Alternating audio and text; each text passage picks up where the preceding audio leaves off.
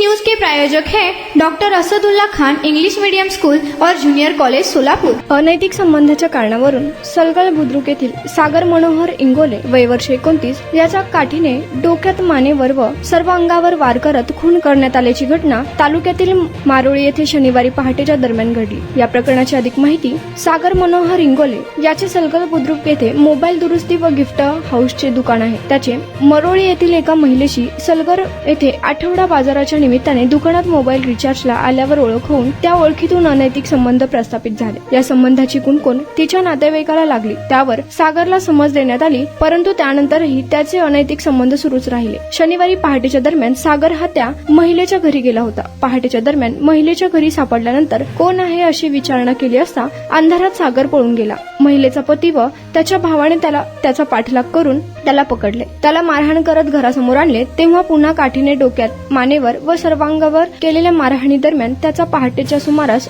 जागीच मृत्यू झाला। दरम्यान शुक्रवारी मोबाईल दुकान बंद करून सागर घरी गेलाच नव्हता। वडील सकाळी दूध घालण्यासाठी सलगरमध्ये आल्यावर सागर जखमी झाल्याचे समजले। प्रत्यक्ष घटनास्थळी गेल्यावर सागरच्या शरीराची कोणतीही हालचाल होत नसल्याचे दिसून आले। सागरचे वडील मनोहर इंगोले यांनी पोलिसात खबर दिली असून या खून प्रकरणाने मारोळी परिसरात खळबळ उडाली। दोघा संशयित आरोपी भावांना ताब्यात घेतले आहे।